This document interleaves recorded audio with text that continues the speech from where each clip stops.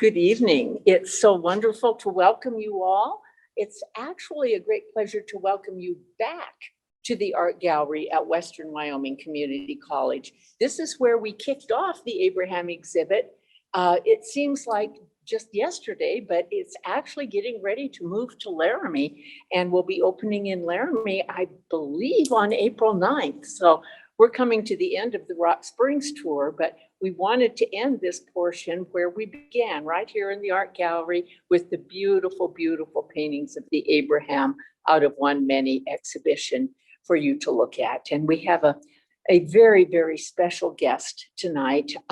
We first brought him when we did the bridge back in 2016, and Rock Springs and the community, from the students all the way up to all of us, fell in love. And each time we have an opportunity to bring Baktash back, he seems to have something new and something different to share about his worldview, which is so amazing, and the experiences that he has had, which are so overwhelming, and the perspective he brings to it all. He has so much to teach us all and so much to share with us all. And so it is my really great pleasure and my really great honor to welcome, not just on behalf of the diocese, but on behalf of Sweetwater Boces, Baktash Ahadi.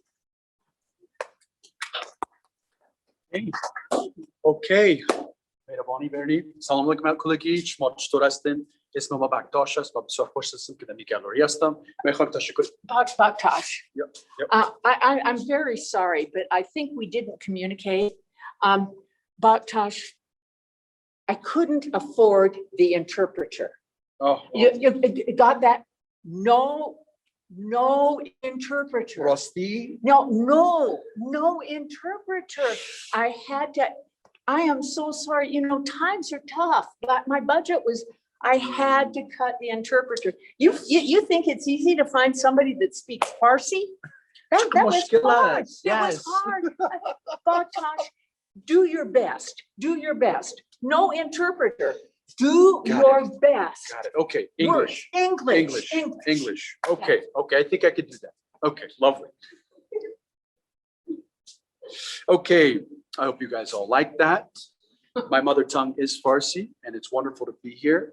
I'm really, really happy that Bernadine essentially introduced me. Delighted to be here in this gallery amongst so many beautiful paintings for this exhibition. And what I'd like to do is speak for about 15 minutes or so, and then open it up for a conversation, because I believe a conversation is the single most important tool that we have to essentially cultivate understanding. So I'm going to speak for a little bit, and then I'll open up for questions. So as I'm speaking, please take mental note in terms of things you'd like to ask me after the fact. Okay. So as I mentioned, I'm in the midst of so many beautiful paintings in this exhibition, and I have to ask the question: what is artistic expression? What is it about? And in my opinion, it's about interpretation. It's an invitation to make the art yours. It's about interpreting the world through the artist's perspectives in the hope of understanding their message to the world. In fact, it's an offering of gaining a greater perspective. And so what I would like for you to do is, I would like to put you in the shoes of my parents. My parents, their story begins by being born in Afghanistan in the 1950s and 60s. And they were born into a world that was completely isolated in some sense from the rest of the world. In fact, that was probably the case for many parts of the world at that time. And as they were kind of growing up and essentially becoming adults, what ended up happening was the Soviet invasion happened in Afghanistan. And that's where the beginning of this 42 years of war that now is in Afghanistan started. The war started in 1979. And I was brought into the world in 1981. What happened was that my father's life was put into danger. And he came home and told my mother to pack our bags and get ready to leave. And what's really interesting about my parents' story, my mother's story in particular, is that she hadn't left her neighborhood her entire life. This will be the first time that she had left her neighborhood. So it'd be fair to say that my mother didn't know what she was getting into. So lo and behold, that day, my father comes home, gathers our things, grabs me, my mom grabs my brother, and we get into a cab and we leave Afghanistan. We leave Kabul. We go to the outskirts of the city. And At the time, my father had ties with the Mujahideen. And if you remember, the Mujahideen were fighting against the Soviets in Afghanistan. So as a matter of world history, the United States was supporting the Mujahideen through the Pakistani government to fight against the Soviets in Afghanistan.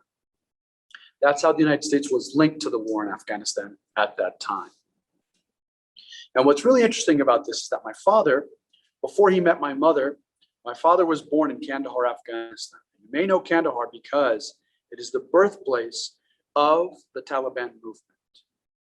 And so it's deeply notorious for being that place. Yet it's the place in which my father was born. And what's really curious about my father's story is that he fell in love with the idea of America before even coming to America. You see, my father was taught by a Peace Corps volunteer whose name was Eric. And my father learned English from Eric that essentially allowed my father to then work for USAID in Caldwell before he met my mother. And so this will matter a little later in the story. So as we're leaving Afghanistan, we're on horseback, we're on donkeys, we're being led by the Mujahideen through the Hindu Kush mountain range for 7 days and 6 nights. It's fair to say that this trek was treacherous. People often, I'm speaking to you from Rock Springs, which is here in Wyoming. And what's beautiful about Wyoming is that it's the home to the Grand Tetons.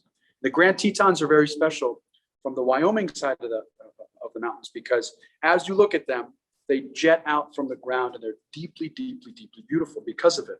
They're sharp, they're jagged, they're rough, yet they're magical.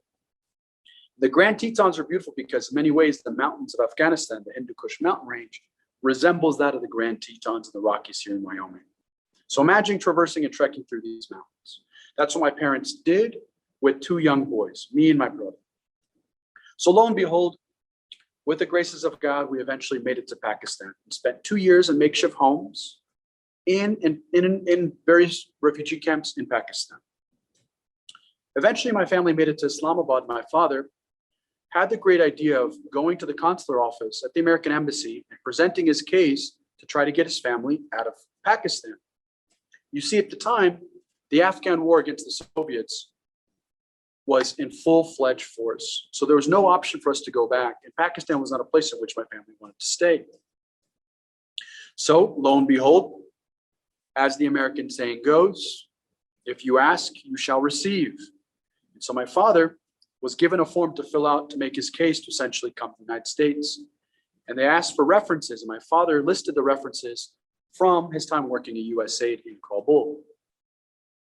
And lo and behold, the Foreign Service officer, the American diplomat that was in charge of my parents' case, my family's case, accepted us to become political refugees in Afghanistan. We were granted asylum to come to the United States.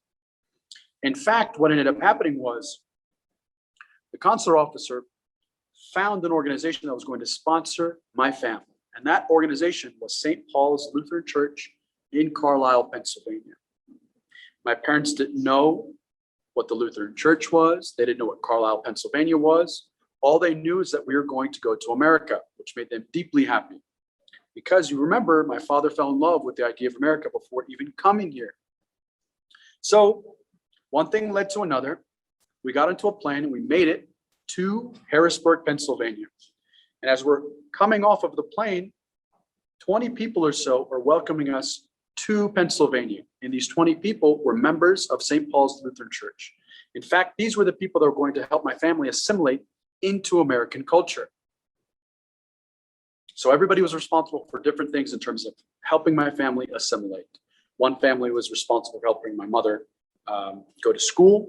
Another family was responsible for helping my father drive. Another family was responsible for helping my father find a job. And so everybody had a different responsibility. And the first few years were very difficult for my family because you have to understand, they had just left everything that they knew about the world. They left their religion, their language, their homes, their families, their sense of identity in some way was left behind. They were in a completely new place. In fact, they were in a place that resembled something that they never thought they'd essentially be in, meaning When my parents, as I talk to my parents now and I ask about that time in which they were coming to America, I asked them to describe what they expected when they were arriving. And they would say, they do say that when they first came, they expected every place in America to have tall buildings, flashy lights, everybody had a car and nobody really worked yet everybody had money. The American dream, so to speak. What's not depicted in Hollywood films, which is where my parents got a lot of their information about America, is that in America, people work really, really hard. And in America, there's a lot of diversity if you're in the right places. And so the place in which my family landed, Carlisle, Pennsylvania, in the 1980s, was very homogeneous. It was a small little college town where the majority of the population were Caucasians who were Lutherans or Christians of some sort. And there were denominations of other religious groups in and around Harrisburg. So why is this important? My family was sponsored by St. Paul's Lutheran Church. And so what ended up happening is we started going to St. Paul's on Sundays. And we started going to St. Paul's on Christmas Eve and on Easter and on religious holidays. And we started to learn about the faith of Christianity. And we started to engage. Again, at this point, I was a young boy. I was 5 years old when I came here. But I distinctly remember my parents being in conversation with the pastors of this church, asking them questions about their faith. And conversely, people of St. Paul's Lutheran Church were asking my parents about Islam. In this conversation, I remember, not only took place in the church, it took place in our living room.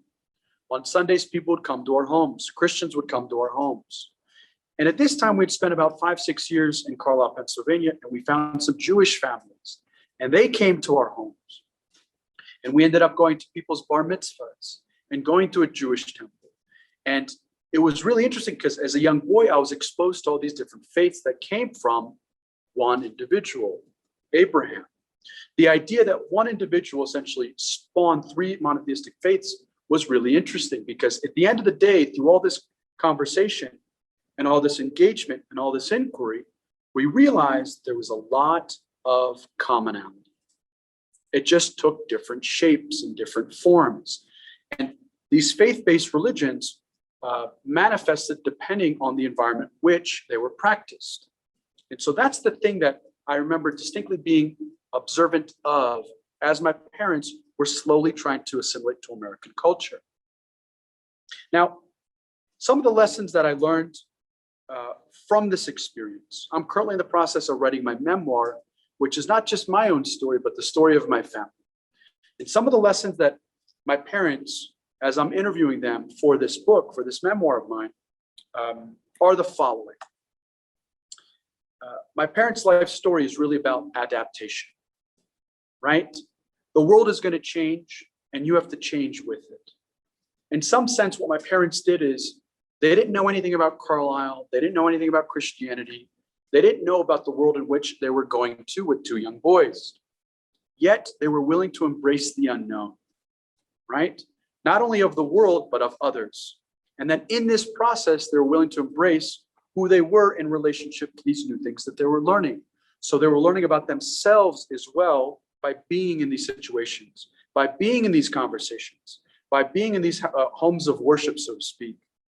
Not only were they learning about these faiths that were very different from theirs in some sense, or perceived to be different, but they're also learning about themselves and how they understood those religions and or those faiths. And so there's multi-layers in terms of what's happening as a matter of reflection and understanding and learning, okay? So the first lesson was adaptation. The world's going to change, so you have to change with it. Because if you don't, you're stuck or you're stagnant, and then if you stay in that position, the world's going to leave you behind. That was a foundational lesson that my parents taught me about the existence, the nature of human existence, okay? The second lesson that my family and my parents taught me was be deeply curious about the world. People have gifts and they have stories and they have things to offer you that you cannot believe or you cannot begin to imagine. There are things that your parents and your brothers and your sisters and your neighbors know how to do that you were keenly unaware of. And it's not their responsibility necessarily to show you, but I think it's our responsibility in some sense to be curious about what they may know as a process to finding a deeper, more meaningful relationship with those that we're in company with. Moreover, my parents taught me that not only do people have gifts and learnings that they can teach us, but though also is that people suffer in ways that you cannot begin to imagine. Meaning, my parents, when they first came to the United States, they thought to themselves, everybody does well here. Look at these cars, look at these homes. Again, my parents are coming from a place that was relatively impoverished and was on the brink of war when they first left, and now is in complete chaotic war. What does that mean specifically as it pertains to my parents' story? In conversation with people that my parents got to know in Carlisle, people had things that they were dealing with that had nothing to do with Afghanistan, with Islam, with Farsi, with the things that my parents understood about their own identity and their own story. But yet, people were suffering in ways in which my parents could not begin to imagine. People dying from cancer, people losing relationships with their siblings and their children for trivial reasons. These were things that my parents weren't necessarily exposed to, but there are ways in which people suffered that my parents essentially learned about. And through this process, my parents' sense of loss was in some way diminished because they learned by being engaged in conversation with people that others are suffering in ways that they don't necessarily demonstrate to you off the face of the conversation. Okay. And the third lesson that's really important that my parents learned and that they taught me was you always have there's the lesson of chance versus choice. What do I mean? In the context of human existence, there isn't much in life that we have control over. If you really think about it, there isn't much that you have control over. For example, you can't control how you were loved as a child. You can't control how you let go of work unfairly, how you were fired. You can't control being lied to. You can't even control where you're born into, or the family that you were born into, or the language that you were born into, or the faith that you were born into. So what is that telling us? We're being judged in our lives for things that we can't control. Okay? And that is not only unfair to us, but it's also unfair to the person making that judgment because they're casting me and or others off as somebody that they can't learn from, or that they can't essentially be in conversation with for a reason that they believe to be true. That's not only unfair to me, but it's also unfair to the relationship that we could potentially have. So what's the other option? Everybody has a choice, right? In the context of everything that we do in our lives, if we can't control the things that happen to us, what we do have a choice over is how to interpret the meaning that we give to the things that happen to us, right? Or how we want to react to the things that happen to us, right? And in that space, there's a moment or a sense of freedom that everybody has on this call and on this planet. We always have the ability to choose how we're going to react to the environment that we're in. And we always have the choice to, in some sense, edit the story of our lives, to revisit what it means to be Baktash Ahadi. Asking the question, who am I, is actually a very deep question. And the reason why is because you can always edit your response. You can always generate a new response depending on how you want to be in the world. Okay? Now, for those listening, this may seem very disconcerting, but it's foundational in order to know to be a better person to yourself, for yourself, and the world around you. Okay? So over the course of 2020, I made my objective for the year to have really deep, intimate conversations with my parents and with those that I was in relationship with, that those people that I came across with online and sometimes even in person. And there were a few powerful questions that I found to be very useful in terms of how it shaped me and how I wanted to be in this world and how I wanted to make sense of it. Okay. And in short, these questions have helped me shape who I want to be, help my family, and then help others be better. So I'm going to share them with you because you may find them useful. Okay? The first question is, what's the relationship that I want to have with myself? The second question is, what's the relationship that I want to have with the world? The third question is, what's the type of person that I actually want to be? The fourth question is, how do I want to be remembered?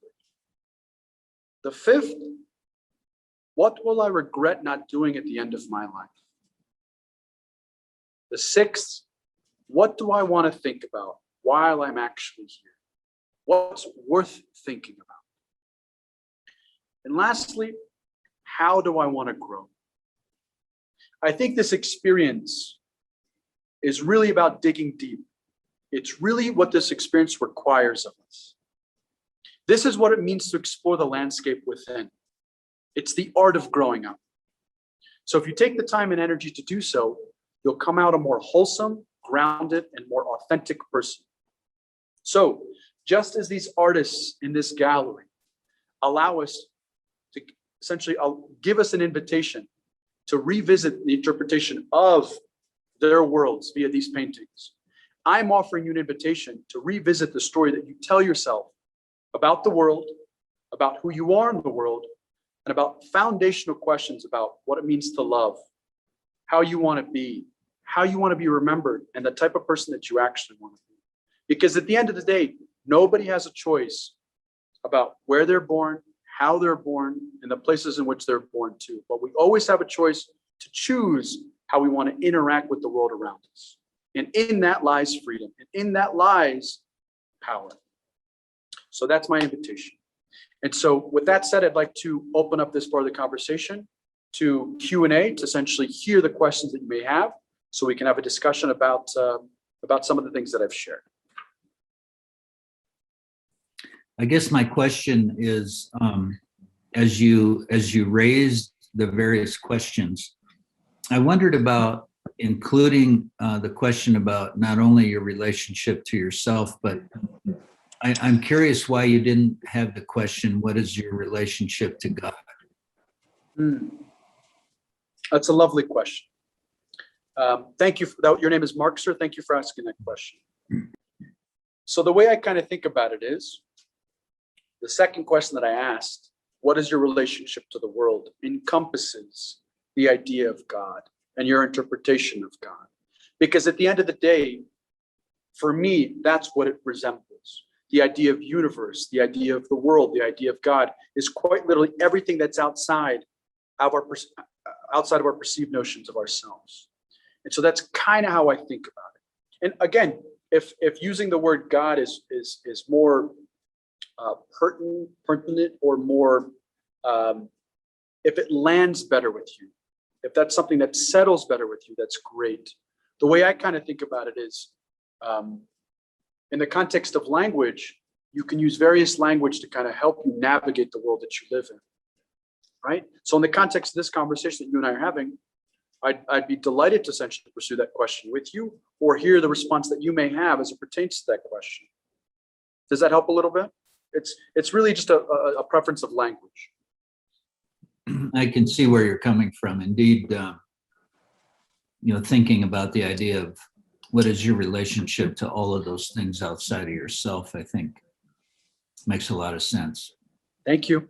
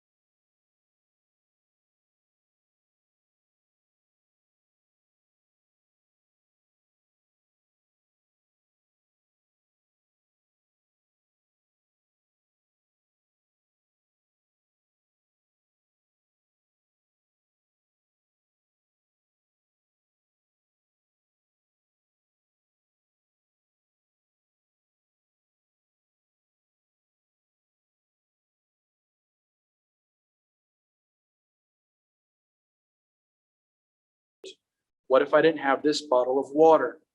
Because this is the reality for billions of people around the world. We may complain about something, but always remember that somebody else would be deeply grateful to be in the shoes that you're in right now. And so that is the beauty of travel, and that is the beauty of being exposed to people that don't have the same things that you have, because it's a wonderful reminder that life could always be worse, and that we should be deeply optimistic and grateful for things that we have, because again, we were born into situations that are completely out of our own control. And so that is something I would love for you to kind of think about as you kind of navigate the world that you're in. The difference between having and not having, the difference between first world and third world. Good. Millions of people in the world cannot choose new lives for themselves due to the breadth of man's inhumanity to man, political, economical, social oppression. What would you say to an audience of people who are fundamentally stuck in the circumstances over which they have no control? Yeah. This question reminds me of one of my personal heroes who's no longer alive, but his name is Viktor Frankl. And his book, Man's Search for Meaning, changed my life. And it's important to talk about Viktor Frankl because his life is a lesson that we can all learn from. Viktor Frankl was a Jew who was in Auschwitz during World War II. He was captured by the Nazis and he was kept in Auschwitz. And the conditions that he was in for close to 9 years were completely dire. He almost died of starvation. He lost many family members along the way. His wife, his children, his parents, his brother. He quite literally had nothing left to live for. Yet, he was able to make it out of this concentration camp after the Nazis were defeated. And he went on to write this book called Man's Search for Meaning that he wrote in 9 days. He then subsequently went on to become a psychiatrist to help people with their problems. And he says something very, very important. He says, this was the message that he had for people in his book, Man's Search for Meaning. He says, you can't control what happens to you. Oftentimes the world is completely cruel to you for reasons that you have no control over. But in between the stimulus and the response, your response, there's a space. And in that space lies freedom. You can choose how you want to interpret your sense of reality and interpret your reaction to the thing that's trying to defeat you. And having this mindset will teach people, if you adopt it, that you are stronger than the thing that's trying to defeat you.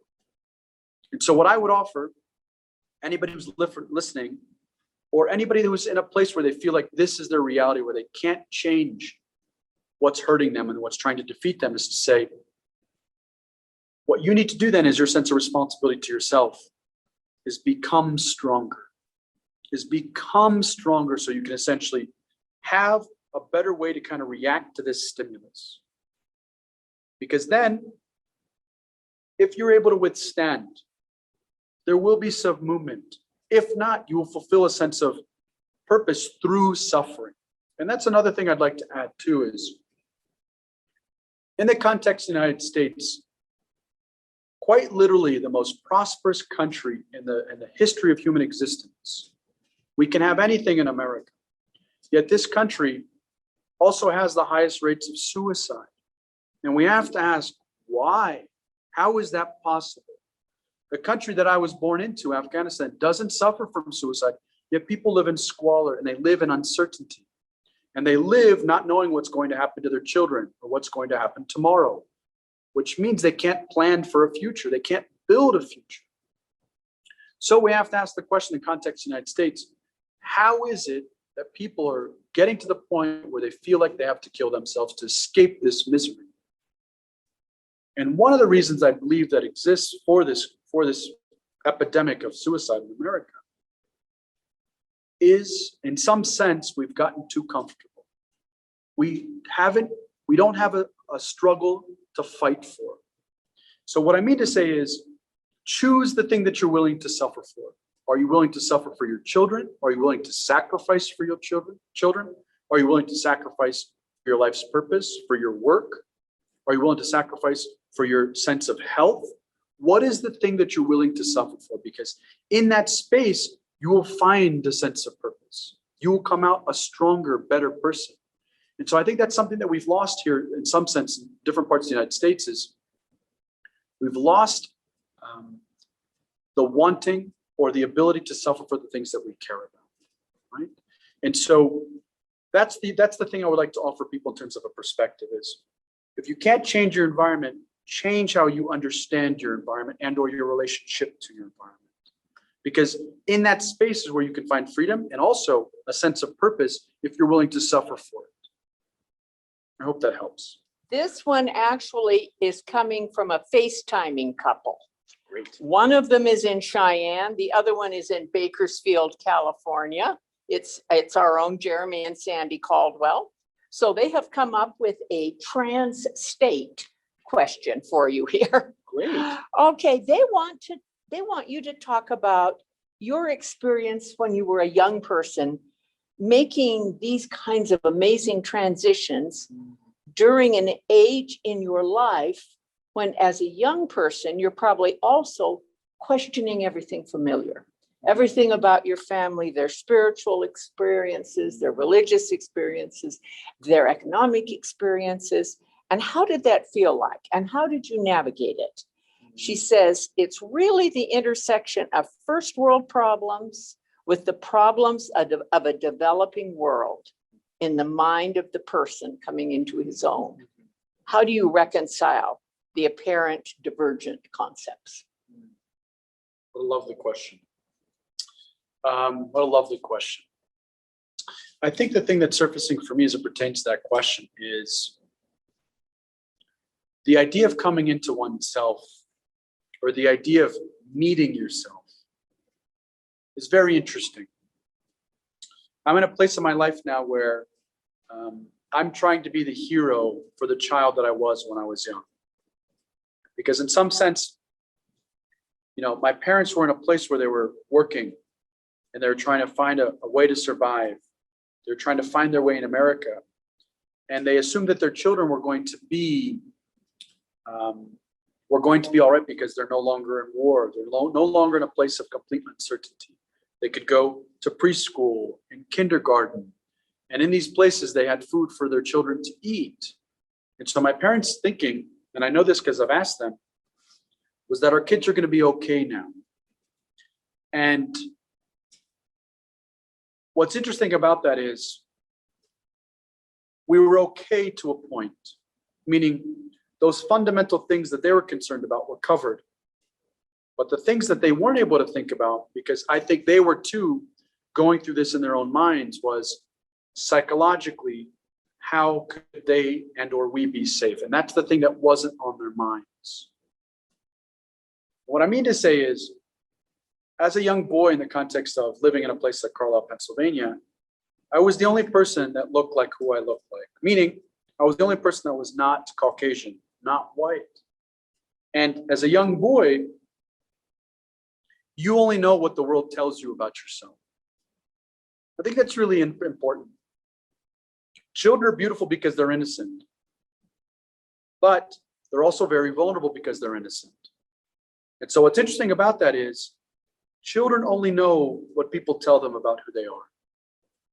And children only know when they're doing something wrong if somebody tells them they're doing something wrong. Or vice versa, if they're doing something right, people tell them that they're doing something right. This is what it means to be a child.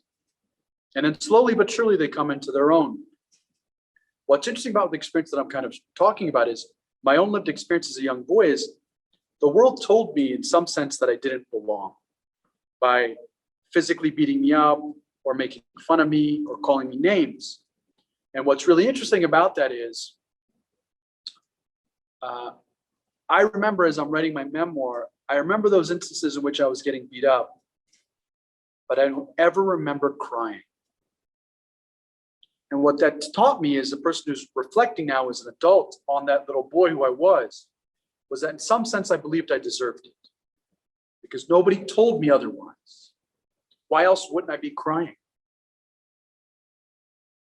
So why is this important? you may not believe this, and for those that know me here, but may find it very shocking that I was a deeply shy boy. I didn't talk to anybody. It's deeply shy. It's deeply shy. If you ask my parents now, they'll tell you I was extremely shy. And it's because I wasn't able to navigate the world that I was living in. At home, we were speaking Farsi. At school, we were speaking English, except I didn't know how to kind of step into English. I didn't know what was right. I would say some words and they were wrong. I actually was held back in the first grade because I didn't know the language. And all I was trying to do as a young boy was mirror everything that everybody else did, because that's how I got by. I remember copying math problems off other students' worksheets, except their math problems were completely different than mine. And so the teacher started to realize that this boy actually isn't learning.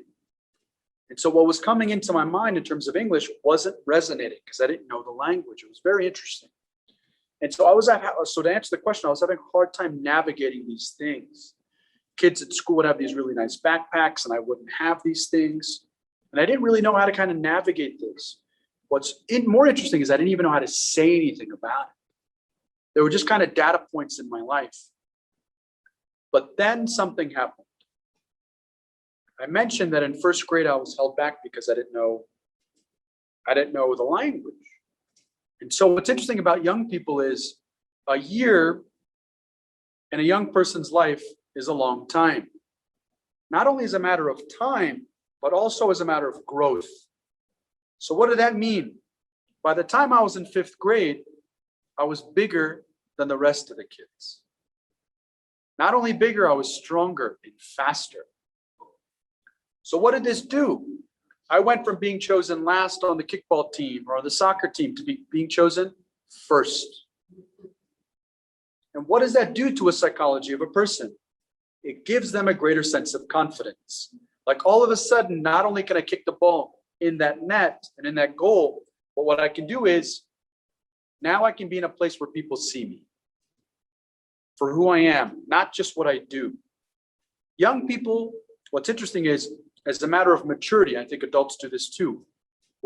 We judge people based on who they are, not what they do. That's all children really know how to do, is they know how to judge based on what people are, not what they do. This was a transformational moment in my life where I started to realize, oh my God, people actually see me now. I am wanted. I am desired. I'm chosen. And that gave me the confidence that essentially allowed me to come into my own. It allowed me to step into a place where I started to essentially have the voice that I have now in some sense. So that's how I came into my own, through a matter of physiology that was valued in this environment where sports were valuable. And that's the beauty of sports. And that's the beauty of sports diplomacy is, if you ever watch the World Cup, you ever watch the World Cup teams? They're made up of people from all over the world, except they're wearing American jerseys or French jerseys. And what's really interesting about that is, in the context of the United States, I urge you the next time the World Cup happens is to ask your question. That's an interesting last name. I wonder where that player hails from. My sense is they're probably from a different country. And as it kind of folds into this idea of what America is, what's interesting about the concept of American is people ask other people where they come from and if they're American. What we're actually asking is, what's your nationality? But we're treating it as though it's an ethnicity, and that's wrong. Because if we're talking about what American means, the only Americans that are here are the Native Americans. Everybody else upholds Americanism as a nationality. So I want to make that very clear in terms of a distinction. There's the nationality, and then there's also the ethnicity. So as you kind of navigate this world that we live in America, remember, people can be American and not speak English. People can be American and not be Christian. People can be American and not have served in the military. They can be from a completely different place. And so that's the realization that I came to is growing up and coming into my own is, people would always ask me, are you American? Of course I'm American. What they're actually asking is, what's my ethnicity? That's a different question. So I hope that kind of helps shape the way in which I came into myself as a young person and navigating the world that I was kind of brought into was I didn't know who I was, but sports was the catalyst for me to kind of help myself find the voice that I essentially have now. Because people want to live, people not only want to live, but they want to win all over the world. That's universal. That's universal. That's universal. So Jessica, on your end, do we have any questions on your end? We have lots of questions on my end. Oh, great, Yes. please. Yes. Please. Have you been back to Afghanistan? How do you see the nation's future from an American perspective? Is there a spiritual answer to your questions? That's a great question. So Afghanistan, unfortunately, yes, I've been back. I went back for 3 years as a combat interpreter, working with the Marines and training the Afghan military to go after Taliban insurgents and Al-Qaeda insurgents. So I was there on the front lines of America's longest war in my home country with my new adopted country. And that's the premise of my memoir, is I'm writing about this experience. Because in the context of war, unfortunately, interpreters are forgotten, whether it's the Afghan war, the Iraqi war, World War II, any war that you kind of think about, we're really not given a voice. We don't really matter. And so I hope in some sense, my story brings light to this. So yes, I've been back. I went back for 3 years. Now, as it pertains to the question of how do I see the country? Well, I think in the context of Afghanistan, the country is going to get worse before it gets any better. Unfortunately. The reason for that is a matter of politics. The United States is deeply interested in leaving the country. And so if the country is left, meaning if the United States isn't there to support the Afghan government, to finance its security forces, to defend itself from insurgency, to defend itself from terrorist organizations that want to create networks, camps, essentially have safe haven in Afghanistan, then the United States in some sense has to stay engaged, meaning it has to essentially have a pulse on what's going in the country, because if not, the government will collapse. And if the government collapses, then we're back to square one and another 9/11 could potentially happen. Okay? This is deeply important for people to remember, because we went into Afghanistan because of what happened on 9/11. The attacks on 9/11 were planned and orchestrated from Afghanistan by Al-Qaeda. And once the United States was attacked, George Bush, if people remember, George Bush reached out to the Taliban and said, listen, we don't want to have anything to do with you or your country. We just want to go after this insurgent. We just want to go after this terrorist group. And the Taliban said, if you want Al-Qaeda, you have to go through us, and you have to come through us to essentially get them. So what's interesting is people in Afghanistan realize this. It's going to get worse before it gets better. But the thing that I think everybody has to kind of think about is, in this day and age, the world is more connected now than ever before. What happens in other parts of the world reach here. The world is more connected now than ever before, right? And so that's the thing that I think people have to remember. And so the United States has a moral obligation in some sense to keep a pulse on a place like Afghanistan and other countries that essentially could negatively affect not just people of that country, but also the rest of the world. So I hope that makes sense.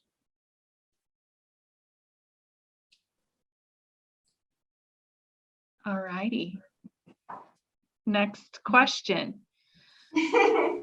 Do you get asked about the book, The Kite Runner, and any similarities in your family's experience?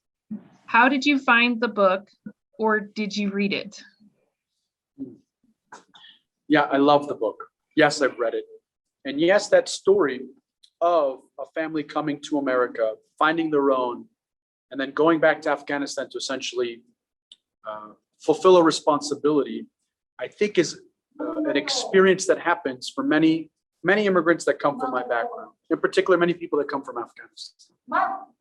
And so I think the immigrant experience is very similar for many people. The idea of coming to the United States, trying to find your own, and then going back in some sense, trying to fulfill a sense of responsibility for the country that you were born into. For those of you that haven't read it and you want an idea of what it means to come from a place like Afghanistan or understand, the Afghan narrative, I deeply recommend it because it'll change your perspective on a country that in the media is perceived and deemed to be a place of terrorists and violence and conflict. The thing also to kind of remember is human beings are deeply resilient. And even in the context of a place like Afghanistan that's completely chaotic and uncertain and war-torn, people will live their lives. People still have and celebrate birthdays and births and weddings. Human beings are deeply resilient in that way. We always find moments to essentially celebrate joy, even in moments of darkness or in places of darkness that could be. So I want people to kind of remember that too, is that human beings are really, really good about finding ways to essentially celebrate little things in their lives. And to be honest, half of my family still lives in Afghanistan, and they do. They live their life. They do it from a different framework.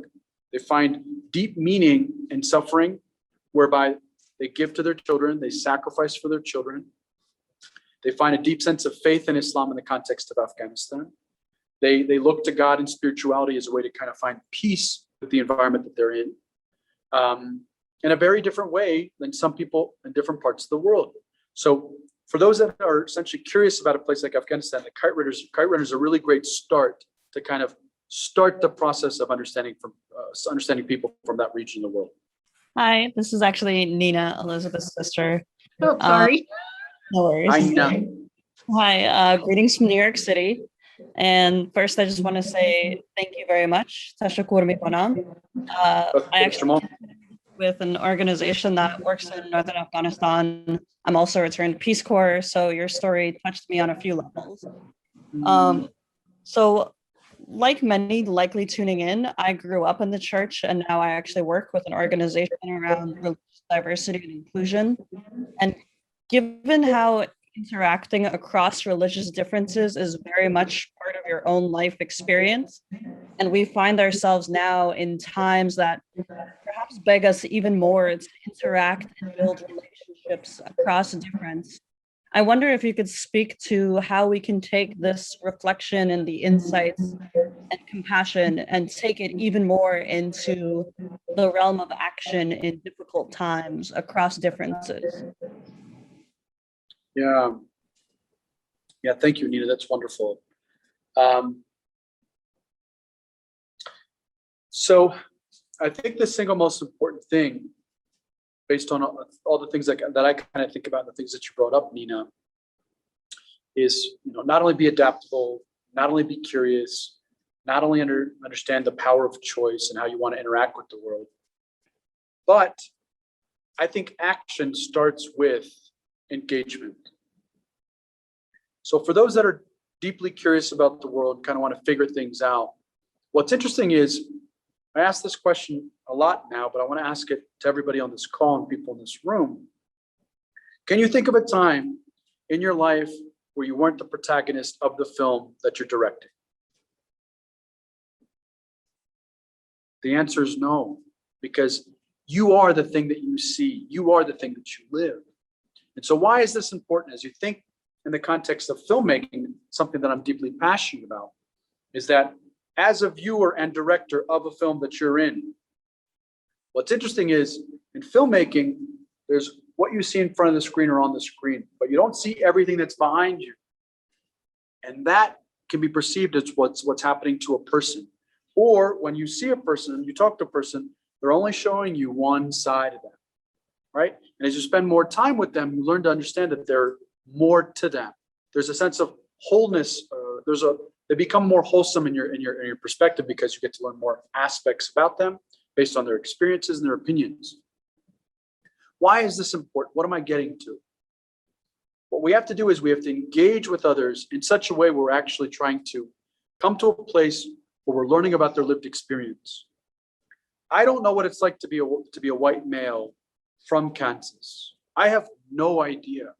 In fact, I have no idea what it's like to be a woman who is from Nigeria, who now lives in New York. I have no idea. But what do I have the power to essentially do? I have the ability now to essentially say, hey, I actually want to know what it's like to be you. Help me understand what your lived experience is all about. Explain to me in a way where we can both come out of this conversation more informed, whereby you reveal something about yourself that you haven't revealed before, and then I learn something about you in that process. And it all comes down to, one, engagement. Two, asking questions that get to the heart of the matter. For example, a question that could fit that definition is, what is your lived experience? What are the things that happen in your life that make you believe the thing that you believe? Why do you support this this person in politics? What about your experience has led you to believe that this person is the right person for the country, for the city, for our community? Because if we ask questions in those terms, then what we're doing is we're inviting people to start a conversation where we can both learn. And I started my presentation by saying that I believe that conversation is the most important tool that we have to come to an understanding. We have no other tool. That is the point of conversation. So, Nina, I hope that helps in some senses to say, start small, but start with engagement and start with really, really, really powerful questions that allow for an invitation for people to open up and say, my name is Baktash Ahadi, and this is my lived experience. This is how I've been shaped, informed by my upbringing, by my nation, and by the people that I've been in company and relationship with. And I think that's a good starting place to essentially have that revealing where people can come out better on the other side by learning from each other, about each other, and for each other. Does that help? I hope that helps. Yes, thanks so much. Thank you, Nina. Tashakar Shamal. Baktash, what, in your opinion, is the way to heal the split in the great religions of the world? Yeah, I think the question goes back to Nina's question. It's about understanding that religion, in some sense, is the story of religion. It's a narrative about where we came from and where we're going and how we should live. And what's beautiful about the human existence is we can essentially edit parts of that narrative that speak to us and resonate for us in the way in which we want to live and the ways in which we want to be better. And so that's kind of how I think about it. That could be useful for other people, is to say, what is the story of religion that you're essentially subscribing to? What's the story of religion that you essentially want to have and uphold and you want to share with others? Because I think the moment we kind of say this religion and that religion, what we're saying is this way of living, that way of living. And when we think about it in different terms, the terms that I like to think about it is story. What's beautiful about story is you can always edit things that speak to you and your lived experience. Because if you take somebody from, for example, the kind of Islam that my family practiced or was born into, it's very different from that of somebody, let's say, from Jakarta, Indonesia, or from a Muslim living in Chicago. They're variations on the same theme. But what's important is to say they're variations. No religion anywhere in the world is a monolith. That is impossible. People take from religion based on their lived experience. And that's why I always say this term lived experience, because it helps me and helps others kind of navigate, okay, Bernie, John, Dave, and Carl are speaking from a place of how they were raised and how they understood their religion based on the environment that they're living in. And so I think that's the starting point. I think it's using different terms, it's reframing the conversation, and it's coming together from a place of learning versus judging. Because at the end of the day, there's nothing to learn when we judge people or we perceive to understand somebody based on how they look or based on the label that they give themselves about who they are. I'm a Muslim from Afghanistan.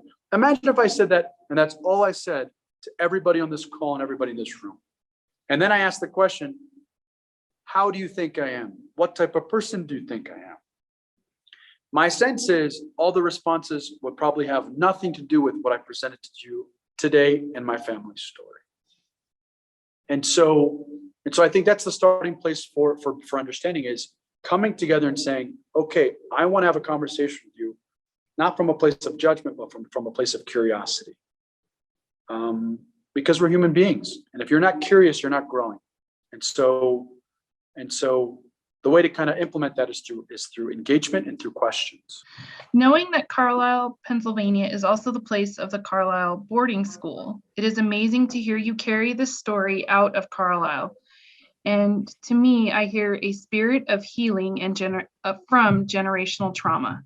Can you please speak to the concept of healing from generational trauma? Yeah. As a matter of epigenetics, research now tells us that trauma lives in the body and it's transferred from one generation to the next, right? This is something now that's coming to the forefront, and now, and that's deeply positive because now we have something to work with. The research tells us that although we weren't part of something, we are now the recipients of it. Okay? And so the way I like to think about trauma, the way I like to kind of think about all the things that we were born into and the things that we didn't have a choice over is to say, okay, we're in a place in our lives where, we just spent the last year isolated with loved ones or by ourselves completely. And so we still have a lot more time before we're out of this thing, which allows for an opportunity. And I think the opportunity is that we have now the space to sit there with ourselves and say, what exactly am I dealing with? What are the things that happen in my life that I'm not proudest of? What are the things that happen in my life that are of no fault of my own? And if you ask these fundamental questions about yourself, you will find quite literally a place where you meet yourself. I don't think life is linear. I think in some sense, the purpose of my life at least, is to be the person that I've always been, right? Society is fantastically amazing because it tells you all the things that you should be. And in the world of information where there's no longer a monopoly over information, everybody has information all the time in their own pockets, right? So what we have to do as individuals is to say, I'm going to essentially drown out this noise that's being shared with me and shared toward me and say, who am I? And once we start having these conversations with ourselves, one of the major questions that I presented earlier is to say, what's the type of relationship that I want to have with myself? How do I essentially want to confront the demons that live inside of me? Everybody in this room and everybody on this call has those demons. You may give them another term, but that's the term that I'm giving them because I once heard that if you don't confront your demons, they're in the basement lifting weights. Meaning they're getting stronger. So we can either do this now or we can do this later. And if you're completely running away from it, then you're never meeting yourself. And I think the purpose of life in some sense is to meet yourself.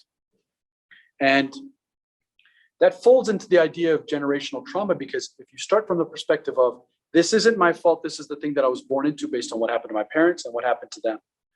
And remember, trauma is something that is shared. It's not one thing that happens to you in isolation. Trauma is because of what happened to you in relationship to somebody else. I can't have trauma alone in a room by myself. No, trauma happens when somebody does something to me that was unfair when I was a child. So it takes two people. Trauma doesn't happen in a vacuum. So if you start thinking about it in these kind of terms, then you have a starting place in which to kind of understand how to think about it. So we've named it, we know what it is. I've spent a lot of time alone. This is the thing that I've been dealing with. Once you name it and you find it, then you can figure out, okay, as you're kind of navigating the world, you're like, okay, this thing that happened to me is surfacing. And once you start to notice that it surfaces, you then have a choice. You can either let it overtake you and let it be the person that you don't want to be again, right? We've tried that and you're not happy with that person. You can have that path, you can take that path, or you can say, I'm going to let this little boy Baktash, who was traumatized on the school ground, surface, but then I'm just going to say, you know what? I'm no longer that person. I'm more confident. I believe I deserve more. I don't suffer from a sense of inadequacy because of who I was in the place that I was. And so I think what I'm saying is something very, very simple. Sit down alone, figure out all the things that you think you're unhappy with and the things that you're born into as a matter of trauma. Figure out what that thing is. You can seek the help of a therapist or a friend. But my sense is if you spend a lot of time alone writing about it, you'll figure out exactly kind of what that is. And once you do that, then you have a starting place essentially to kind of deal with that trauma that essentially will surface. It will never go away. The responsibility that you have at that point is to figure out how to manage it. And everybody has it. That's the thing, is everybody suffers from it in some way or another, right? Whether it's trauma they've dealt with in their own lives or something that was passed down to them. Because remember, people suffer in ways that you can't begin to possibly imagine. And so I share that with you because I think it's important to kind of remember that we may think our problems are specific to us, but there's something very universal about suffering. The moment you share them, people will come up to you and say, that was my lived experience too. That was my parents' lived experience. And now I have to deal with it. And so it's really important to kind of open up once you have the courage to be vulnerable and say, this is what happened to me, or this is kind of what I'm dealing with. Because then you'll find out that you're not actually alone in your suffering. You'll find that you'll be able to find many friends in that place. And so that's kind of how I've dealt with it. And that's kind of how I started my healing process. And I hope that's useful for you too. Any other questions, Jessica? What do you got? Where do you personally find your strength? What a lovely question. I really like that question. Where do I find my strength? Yeah. So as it pertains to generational trauma, as it pertains to finding oneself, as it pertains to meeting oneself, the thing that's surfacing for me is, in some sense, what I want to do is be the hero to the boy that I was. Meaning, as a young boy, I found myself wanting to feel like I was safe and that I belonged and that I was worthy of other people's attention, worthy of other people's love. And what's interesting about that is, now that I've named it, and now that I was able to essentially find out that this was the root of what I like to call my fundamental sin, the thing that surfaces in my life, where I'm in a place that this little boy shows up. I feel like I'm inadequate. I feel like I'm undeserving. As an adult now, I've been able to name it. So what I realized is, in some sense, my life purpose is to be the thing that I didn't have. In particular, be the thing that I didn't have when I was most vulnerable. And so my strength comes from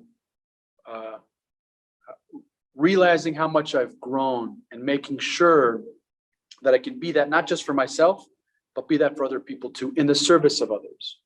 And the way I kind of do it is, this is something that's personal to me, is I don't have my wallet on me, but in my wallet, I carry a little picture of who I was when I was a little boy. And sometimes I'll pull it out and I'll look at it and I'll say to myself, okay, I remember who I was and I remember how much I've grown. And what's interesting is, as young children, if you think back about who you were, you'll realize all the things that you didn't have and all the things that you wanted. And so in my journey, the way I kind of think about it is, I try to be the hero for the person that I was when I was a kid, because I know I needed him. And what's interesting is, as I share this story about myself, I find that other people need that too.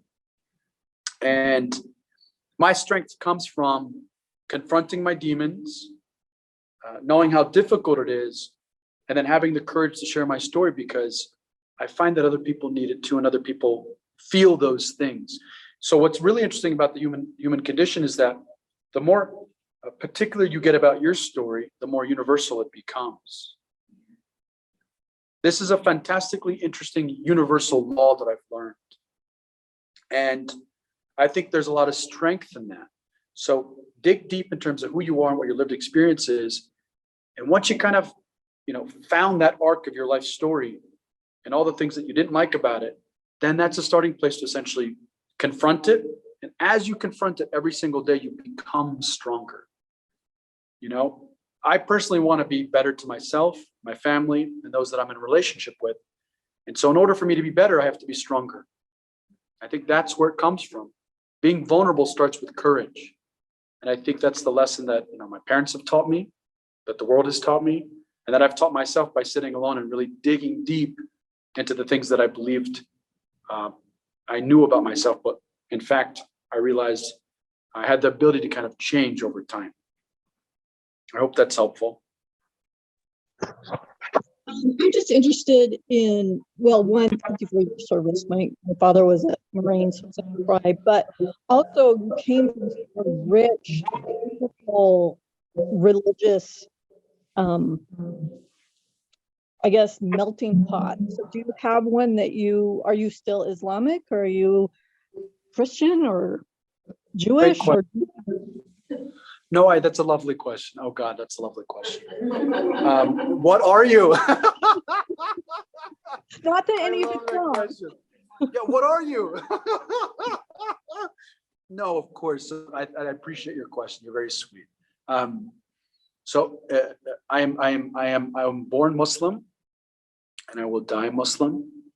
And what's interesting about that is I come from the Islamic faith tradition, and so in many ways, my sense of identity was formed with those values.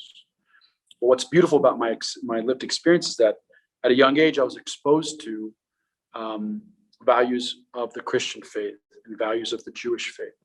And what's interesting about that is, as I was exposed and as my family was exposed to different faith traditions, what my parents and my family realized, what I personally realized is, not only is there so much commonality, but there's also this idea that, you know, the question I think we have to ask ourselves is, would I be of this faith if I wasn't born into it? You know, how much of this faith is based on my parents' association with this faith, or my grandparents' association with this faith? And so I share this with you because, you know, I was born to Muslim parents in a Muslim majority country. And in terms of a respect to my family lineage, I will leave this world in an Islamic way, with an Islamic funeral and burial. And I go to houses of worship, not just the mosque, but I go to Jewish temples as well as Christian churches. And I spent a year in India going to Hindu temples as well. What I've learned is, from the moment we're born to the moment we die, we have the choice in terms of how we want to be in the world. And the way I kind of want to be is, there's always a way to kind of learn from different faith traditions and bring that into your own. The label isn't so much important, but it's more about how you kind of want to be in relationship with, I like to call it the world, and some people like to call it God, some people like to call it Jesus, some people like to call it Ganesh. It totally depends on how you want to call it. But for me, it's understanding that there's a universal oneness to the world. There's a universal oneness to the world. And I think even atheists or agnostics will subscribe to that as well. And I think that's the starting place in which I come from. And that's kind of how I think about my faith and my relationship to my faith. Is, I think Islam is just a label, or Christianity is a label, but it's more about, you know, how do you kind of think about God and faith in a broader sense that's not specific to what you were born into or what you were exposed to or what you're exposed to now. I'm not sure if that makes any sense. I hope that's helpful. That's kind of how I think about it. But I love the question, what are you? I love that question. I love that. What are you? I have to know, what are you? Have you and your family been able to visit much of our country, or has Pennsylvania remained your American home? There are areas and particular cities where we do have diversity in all areas of life. Yeah. Oh, so I spent 7 years of my 20s abroad, and I came back, and I'm 39 years old, for those that are curious. So I spent the last 7 years after coming back from Afghanistan exploring much of the United States, doing talks in places like Rock Springs. And I've been to places like Memphis, Lexington, Santa Fe, Albuquerque, Berkeley, Princeton, Charlotte, Columbus, Georgia, Atlanta, Fort Lauderdale, Miami. I've been to 34 different states in America, and some of them twice or three times. And America is fantastically diverse, more diverse now than ever before. More diverse now than ever before. When my family first came here in the United States in the 1980s, globalization had yet to happen. It was very difficult for my family to find the foods that we loved, the music that we loved, and anything else that resembled our home country, meaning Afghanistan. That now is no longer the case. Now that everybody has a phone, you can find your sense of community wherever you are, even in Rock Springs, in Southwest Wyoming. You can find your sense of community now. It's much easier now than ever before. And as you kind of travel across the United States, sure, people are different all over the United States. But again, what's interesting about human conversation is that the more you get to talk to people, the more you realize we're all exceptionally the same. More so than ever before. I mean, more so than you could possibly imagine. Everybody has a love for their children. Everybody wants their children to be better than them in some way. Everybody wants to be a good person. This is something that I've learned is people actually want to be good. Some people just don't know how. Some people just don't know how to be good. So yes, and this is the thing that I've learned about spending all this time traveling across the United States, is that America is unified in its diversity. And the thing that we have to understand is remembering that America is a nationality, and asking somebody else, whether they're from Mexico or Afghanistan or whatever, is an ethnicity, right? Asking somebody where they hail from or what their lineage is, whether they're Scottish, Irish, English, German, Costa Rican, is asking where somebody hailed from. So this is the thing that I've learned, is that it's really important to kind of define terms, because that kind of helps you navigate the world a little better. And it's really important to kind of, English is my second language. And so I've always been interested in language in that way, because I've always, it's just helped me better understand how people think about the world. And so, what I would also advocate in this part of the conversation is to say, what are the words that I like to use all the time? What are the words that I hear all the time? Let's revisit what the word passion means. Let's revisit what the word love means. Let's revisit what the word friendship means. Let's revisit all these fundamental things, because you'd be surprised what you learn about these words, whether it's the history of these words and where they came from and how they've morphed and how we even use them.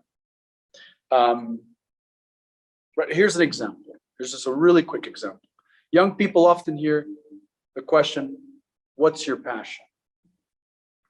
It's a thing that kind of, I'm sitting in here in a community college, and so it's really kind of interesting to think about this. And what's interesting is people will also ask, have you found your passion? And I urge people to revisit the word passion, because it quite literally means the thing that you're willing to suffer for, or the thing that you suffer for. Meaning, we use the word passion and love or happiness sometimes interchangeably, and I'm not sure that's right. So if you haven't found your passion, it's okay, because 98% of the world hasn't found it either. So don't feel like a failure. But two, this is just an example of how we use words and we assume what they mean, except they've changed. And so I ask people, I invite people to kind of think about language in those terms. We're like, are we using the right terms? What does democracy mean? What does American mean? What does value mean? What are my personal values? What does faith mean to me? What is my actual definition of God? How would I describe it? And write it down or say it out loud, because you'd be surprised what you think you know and what you actually may not know. It's a good little exercise. So the answer is yes, I've seen a lot of America. The answer is yes, I've seen a lot of America. Yes, yes. How and where did you sense or feel compassion? What is a compassionate message people need to learn from Islam? Yeah, I like that question. So let's define compassion. Compassion in the context of what we're describing is to suffer with somebody, right? Or to suffer with somebody else. It's the idea of choosing to suffer with somebody else. So in the context of Islam, a major value in the context of Islam is the idea of service and the idea of giving to others, particularly the idea of forgiveness. And so in the context of my family life and the way my parents and kind of the way in which my parents essentially live their own lives is my parents are to this day, I called my father yesterday.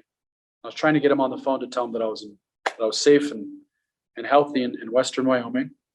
And I couldn't get him on the phone, so I called my mother instead. My mom said, "Son, your father's out helping the new batch of refugees that are in central Pennsylvania." You see, my family was the first family that kind of arrived in central Pennsylvania from Afghanistan, but now there are many, many, many more. And so my father, as a matter of service in terms of giving back, he is now the point person for many different refugee organizations in central Pennsylvania that are placing people all across the state.